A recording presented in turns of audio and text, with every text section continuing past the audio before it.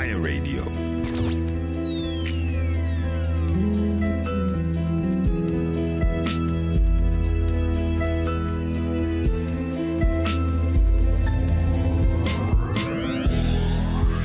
Fire burning in my soul.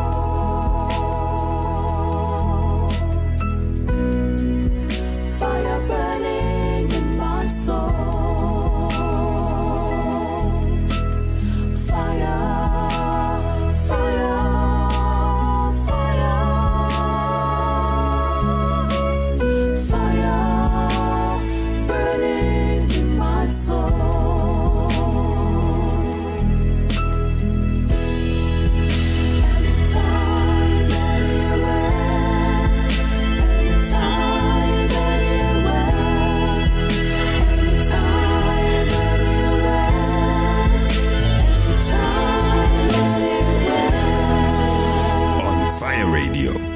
Anytime, anywhere. On Fire Radio.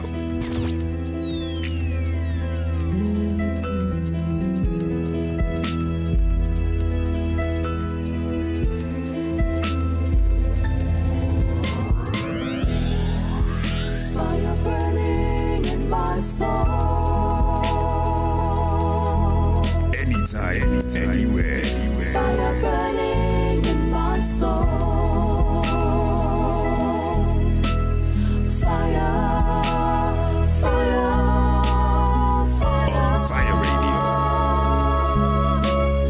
Fire burning in my soul. Anytime, anywhere.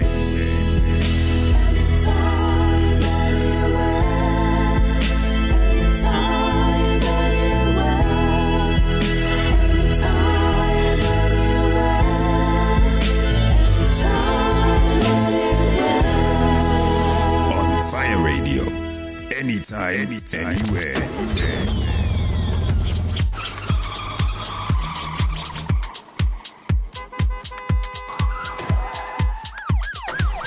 Our journeys through education take many routes from our early years to university. Academic Crossroads is here to explore key elements to help equip you along the way.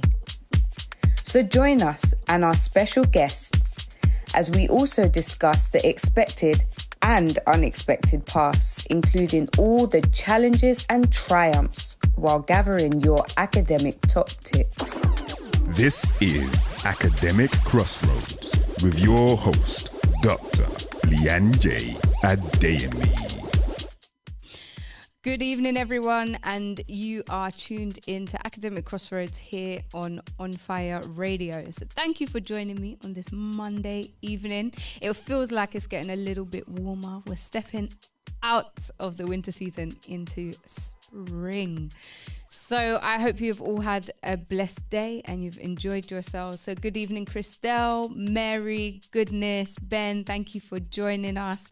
Celso, Dorette, thank you for joining us too. For all of you that have not commented yet, but you are here with me this evening, thank you all for tuning in. So today we are thinking about unlocking paths. Now, our academic pursuits, the roles that we want to be in, you know, you might have a specific job role, you might want to open a specific company, but all of them require us to step onto paths and begin journeys to get there, right? But how do we unlock those paths? What do we need to do to even begin that journey? Because whilst we can say, oh, we need these specific grades and things like that, there are so many other things that we can do to help us along the way. So if you haven't yet, please share the link out, spread it far and wide. Tell a friend to tell a friend, share it with those that you know are in school, that are in sixth form, that are at university. And I will be back with you in just one moment. On Fire Radio.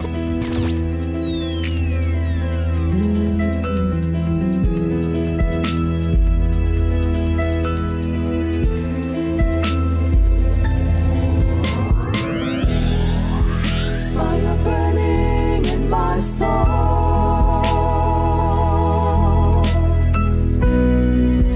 Fire burning in my soul.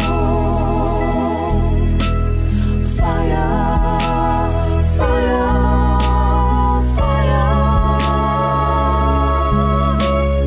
Fire burning in my soul.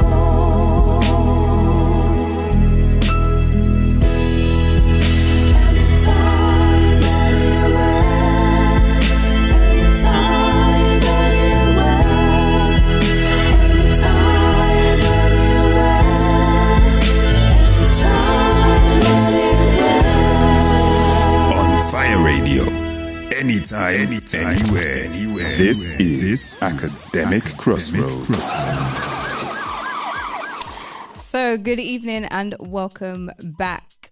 So, I was having a conversation. Hi, Abby. Thank you for joining us. So, I was having a conversation with somebody, and they were basically, we were speaking about options, what they wanted to do a little bit, and they were telling me that actually they wanted to do medicine, but they're not quite sure.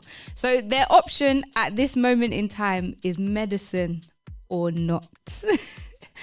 Now, as you can all imagine, as we can all imagine, the grades and the things that you need to get onto a medicine degree are not. They're not easy. They're not easy, and not just the grades, but all the assessments and everything that goes with that. They require a lot, and so in order for you to get there, you have to have been working already. It's not that you're going to turn up to the exam and then you'll just be able to do it, but you have to have been working. You have to have had habits and everything implemented way before. way before. And so their option was medicine or something else, and that was a choice that they had. And I was just like, oh, what? I was not privileged enough to have that choice. And to be honest, that choice might not be the choice that everyone even wants to have, because medicine is maybe something that you are not pursuing, and that's fine. But their choice was medicine or not. And you know, sometimes it comes to a point whereby we really want to pursue something, and we are on track to doing that. You know, we've put ourselves in the best position to do that, and then actually we decide that I'm not too sure. And for some of us, it may be that actually we're just deciding between a few different maybe career paths. So it might be that you wanted to maybe study psychology, but then you also liked something like biology or computer science, and so you're deciding and weighing up your options between maybe two or three different subjects. And for some, it may actually be that you're just not sure yet. You're not sure what you want to go on to do, and whether you're at your GCSEs, whether you are in A levels, and you may already be in university and doing your degree, and you're still thinking, I'm going to finish this. I'm going to finish this, but I'm just not sure what it is that I want to do specifically after. Or it may be that you're not sure of what you want to specialize in. But regardless of whether you know the career path or the journey that you are taking, or you are deciding between a few different things, or you just don't know, we still need to make sure that we are in the best position to unlock those paths and to make sure that we finish with excellence. So there are a few things, and I'm sure that for all of us, whether you are working, whether you are studying, we've all had to make decisions. We all have to make decisions, and we all have to decide on the paths that we are going to take. So regardless of what stage in life you're at the moment, it might even be that actually you're working now, but you may, in order to go down the path that you want to go down, then you may actually need to go back to studying. and do something else there. But nonetheless, we need to make sure that we position ourselves in the best way in order for us to actually have access and have the choices, you know, because sometimes we might see opportunities and just think, yeah, I'm just not going to go for that. Or you might see maybe a job that comes up and you're thinking, ooh, I'm in an RN. But if you don't apply for it in the first place, then you haven't even, the option is not even yours to make. And the decision is not even yours to make in terms of like if you are offered it, because you've taken yourself out of the running completely just by not doing anything, right? But good evening, Danny. Thank you for joining us, and Caroline. So we need to make sure that we are actually positioning ourselves in the best way in order for us to do that. Now, like I mentioned, sometimes that does mean grades. And so if you are in school, regardless or whether you're at sixth form or in university, you really want to set yourself up well. So we've spoken about it before, and we've said that some people say the first year doesn't count, but that is such a great time for you to build habits. It's such a great time for you to set yourself up well in the environment as well. And so actually achieving the highest grades that you can will position you in the best possible way, because then you have the choice. You know, you have the freedom to think, oh yeah, I want to do this course, but maybe it might be the difference between two different universities. You know, you really want to make sure that you're pushing yourself and not sort of like sitting back and just going with the flow, but actually working hard. And sometimes when you don't know what it is that you want to do, sometimes that can actually be harder, because you can sometimes feel like, well, I'm not really sure. So it doesn't always help in terms of a driver. But even if that is your circumstance, you still need to make sure that when the time comes for you to choose, that you're actually in the best position. And so striving for the highest grades that you can possibly get, you know, making sure that you're utilizing things like Excellence Academy, making sure that you're utilizing teachers and sessions that they might put on, revision sessions, it might be workshops, it might be extra seminars, having those conversations in order for you to get the best grades is something that you really need to make sure you are doing to help you actually unlock the paths that will lead you to where you want to go down. So in terms of grades, you just want to make sure that you are aiming and striving for the best grades that you can. Now, another thing that can really help in terms of unlocking paths is networking. So making sure that you are speaking to people in the field, speaking to people that have maybe done the courses before, speaking to people and making sure that you actually build those connections. Now, it might seem like something that is far from some of you, particularly when you are maybe in school and when you're maybe in sixth form. There might not necessarily be as many avenues that are seemingly open to you. But I can guarantee you there are so many things that you can do. You can go to experience days. You can go to university open days. You can go to sixth form open days. You can speak with your teachers as well. There are so many ways that you can network. And even sometimes it's not even so far out of the environments that you're already in. But actually, having those connections with your teachers, having those good relationships with your teachers may open up the doors that you need as well. So good evening to everybody that has joined us. if you bear with me, I will be back in just one moment. On Fire Radio.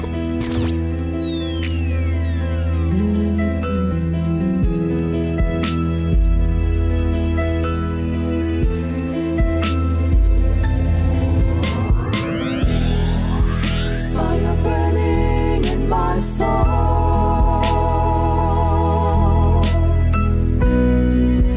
Fire burning in my soul.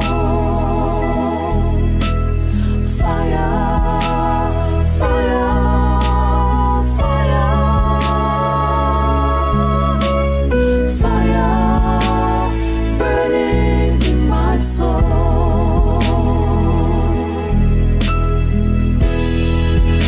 Anytime, anywhere. Anytime, anywhere. Anytime, anywhere. Anytime, anywhere. On Fire Radio. Anytime, anywhere. On Fire Radio.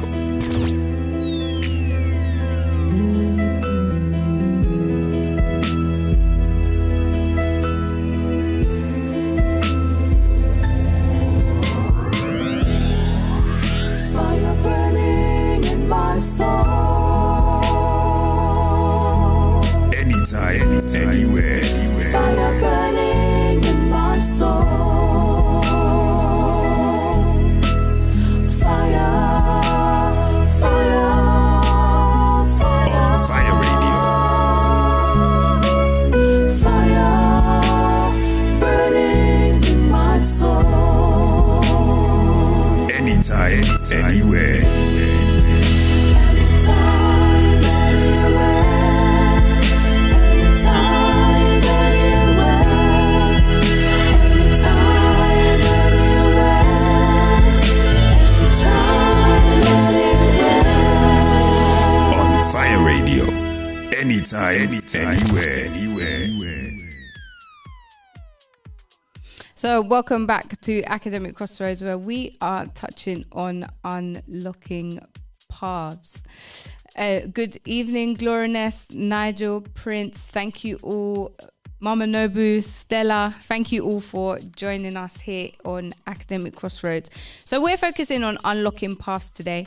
And my question to you is, what are some of the things that you feel really helped you get to where you are, or were really a big stepping stone in helping you unlock the path that you are on today? So you might be in uni, you may not have finished yet, you might still be in school.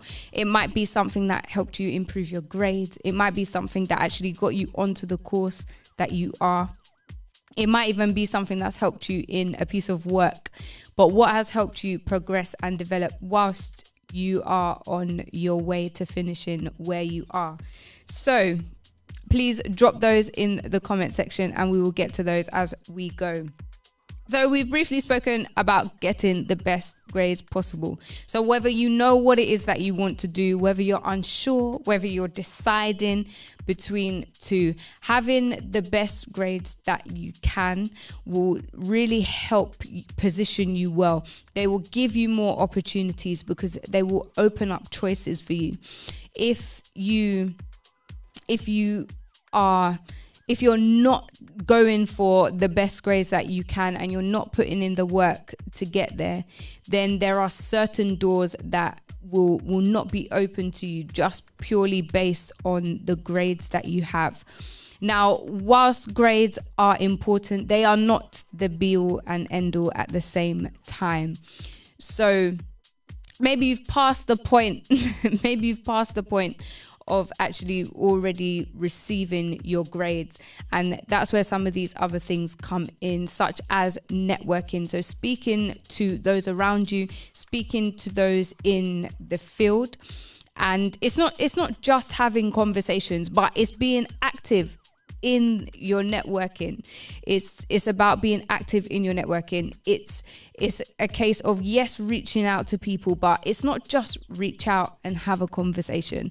You know, it's not just a case of, oh, speak to a teacher and then that's it. If it is a teacher, think about what things they're doing. What things are they involved in? Are they involved in any work outside of the day job? Are there any programs or projects that they're working on within your school, within your sixth form, within your university, that is something that you can get involved in as well? Because not only does that give you experience, but then it also gives you more opportunity to meet people in and around the field and the area that you want to go in. And it will also give you a bit more of a reality as well. We've spoken about that before, but give you more of a reality on what it is that you are trying to pursue and where you are trying to go. And you won't be caught up in these sort of, I guess, TV set aspirations, because like myself, like I mentioned before, when I wanted to do forensic science, I was just watching crime stuff all the time, and that was my motivation. But when you actually look at the reality of like criminology and forensic science and stuff, it's not like the movies. They don't solve crimes like that every single day. And also you have to remember that every episode is like an hour. It's an hour. They were working probably months, sometimes even years on the same case.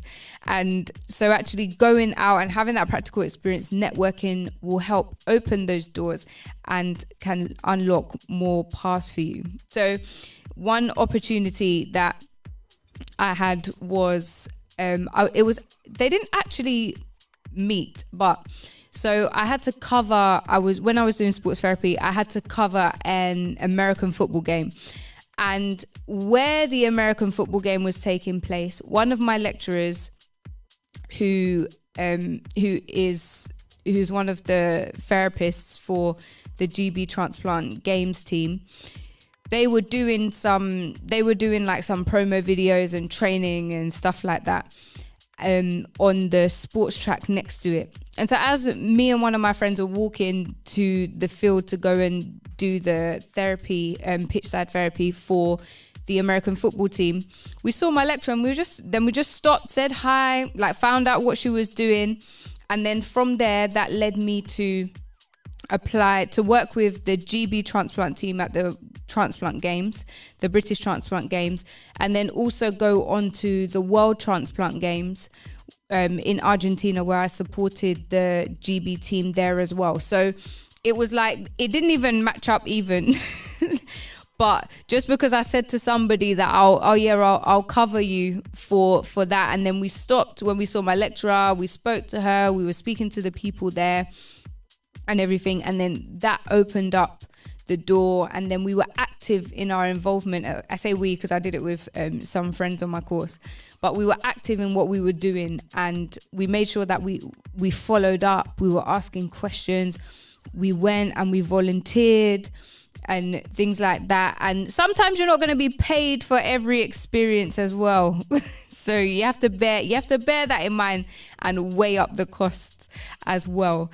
So that is an example of like a teacher providing, a teacher providing a route into something.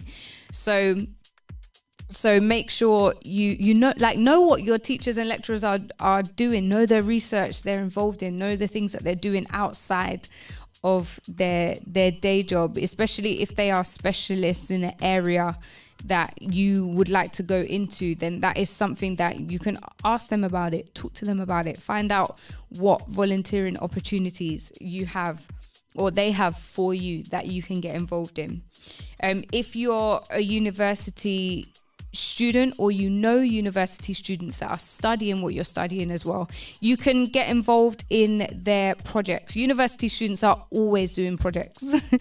So especially if they're in their final year, it may be their final year project, or there may be little bits of research that they do throughout their course. So if you know someone that is studying, something that you want to study, then you can ask them about if they're doing any projects or anything like that, and then see if you can get involved in those. It'll give you first-hand experience within research, but also within what they're doing, you'll get a little taster as well. It might be like a little bit of a taster day for you.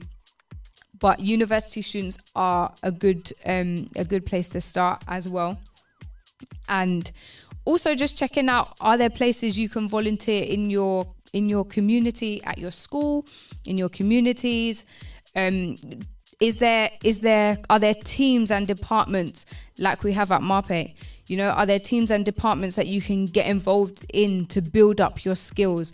Now, for some, they might be directly what you want to go into, but also others, they might not be directly what you want to go into, but they might give you the skills that you're going to need in order for you to work, in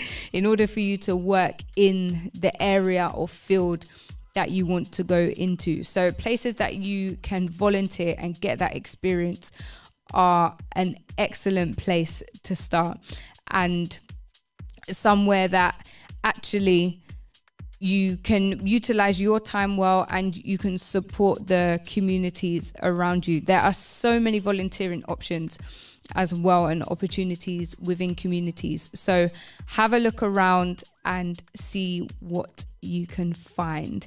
If you know any maybe major charities and things like that as well, you can search through those. And some opportunities might not necessarily be found in the way that you expect them to be found. So, for example, at the London Marathon and other marathons around the UK, they often have like sports therapy or like therapy aftercare after everybody's done their run. And so with that, loads of charities are looking for therapists. So that's something that is maybe you wouldn't necessarily directly think, oh, I can work with a charity in that way, but actually they had therapy opportunities. And so that is what loads of sports therapy students when I was at uni did. We all went and supported the athletes in that way. So have a look around, speak to people, and make sure you are putting yourself in the best position. You know, like one... So I just remembered this actually. Someone, when I was at school, someone used to always say like, oh yeah, they want biceps on their CV. They want their CV to have biceps. And at first it was like just a running joke, but then we actually sat down and spoke about it. And they were saying that actually they just want their CV to be so solid that when someone is looking at it, they cannot even refuse their application, no matter what name is on the top of the application.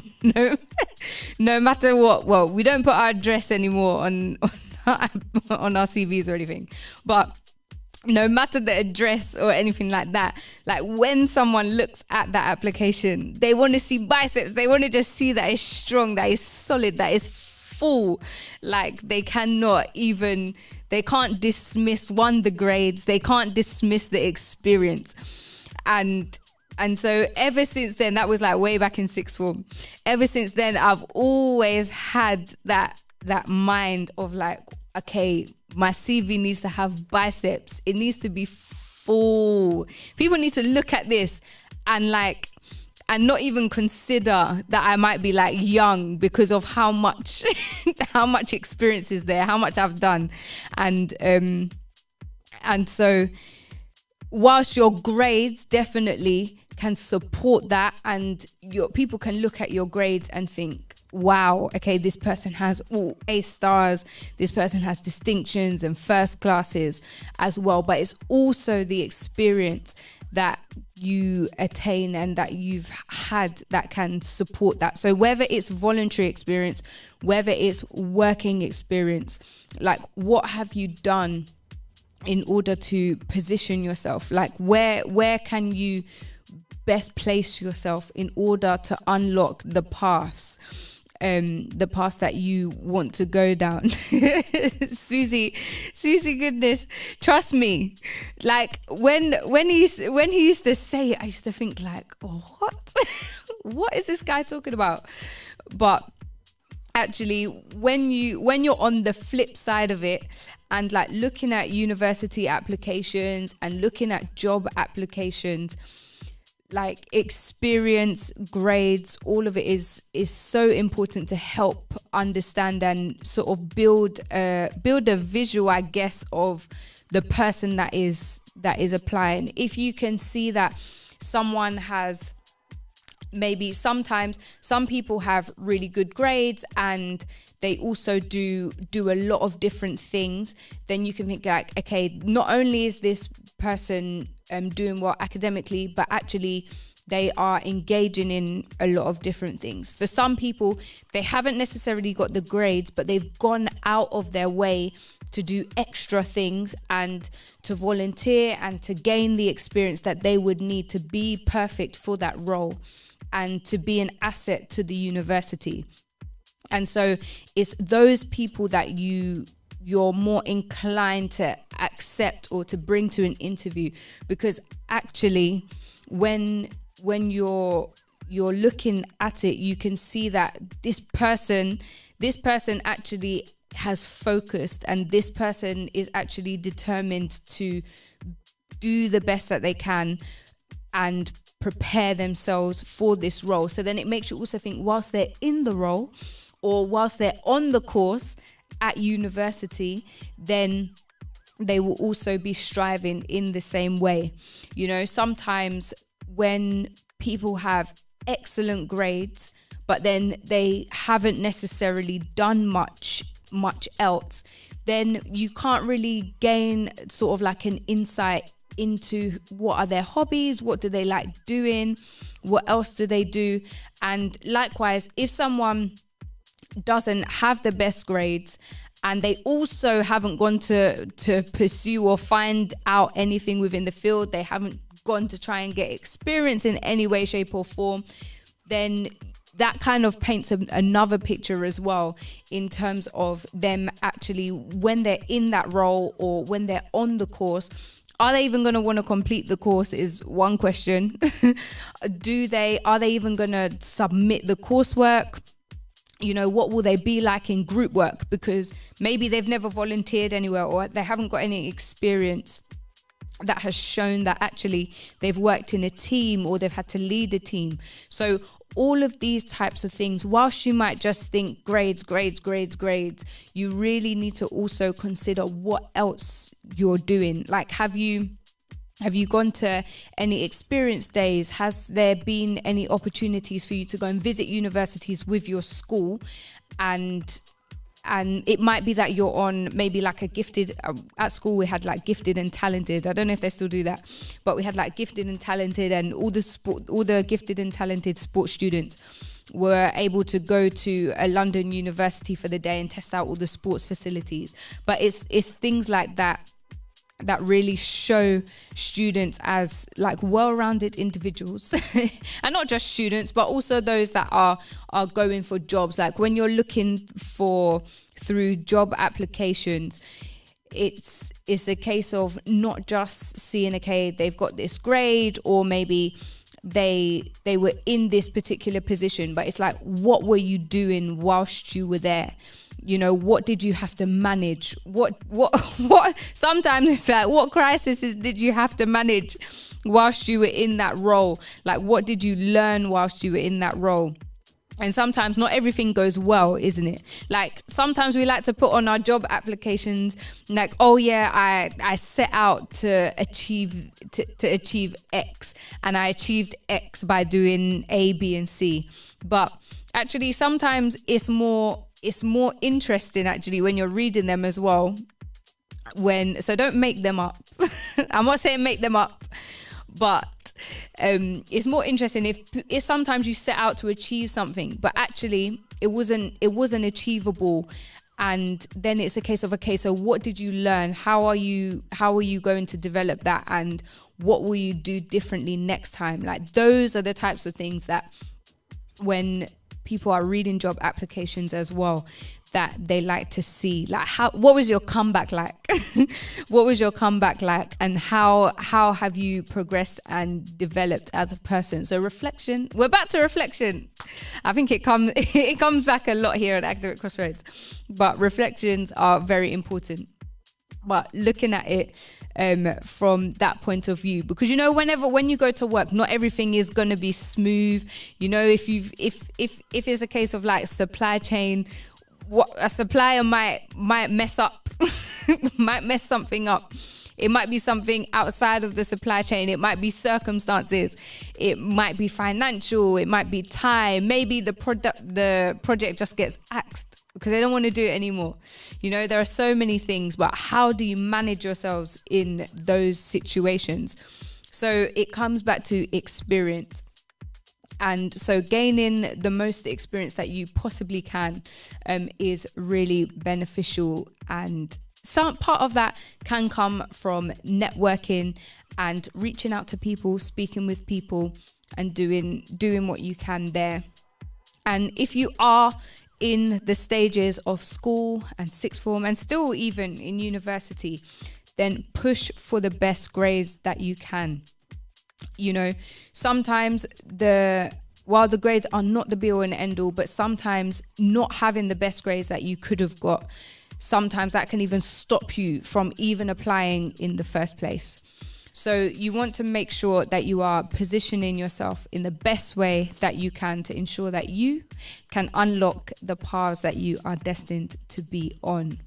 So I'm looking at the time, and unfortunately we are up for Academic Crossroads here today on Fire Radio. But I have been your host, Dr. Leanne J, as always, and thank you all for tuning in.